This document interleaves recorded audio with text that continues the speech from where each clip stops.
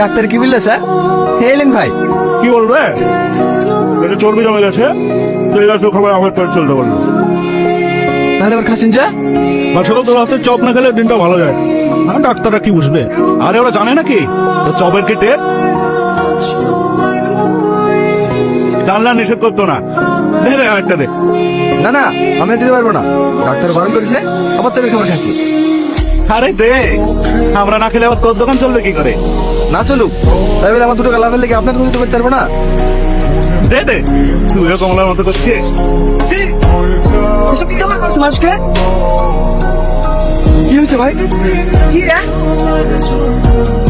আমি তো অনেক যত্ন করে খাবার করি, ও দেওয়ার সময় তো তোকে পড়লো না। আলোচনা করতে গেছিল, আমাকে জিজ্ঞেস করছে আসলে করতে গেছিল। রাতে কিনা আসলে মানুষকে নোংরা খাওয়া খাবি না, আজ বন্ধ করছি। নাটক করছে এখানে। আমি নিজে চোখে দেখে পকেট থেকে আর্সেনাল বের করে খাবারে মিশাতে। কেন মিশালি? 2 ঘন্টা ভালো চলতে পেরে তাদের হিংসা হয়েছে। আমি কিন্তু খাবার আসলে মেজাজ যাবো। দেখ কত গলা নামে দিব। মিথ্যে কথা বলা না, তুই শেষ নেই। আমি কিছু জানিনি। কি কোথায় পাচ্ছি? দাঁড়া করছি, দাঁড়া।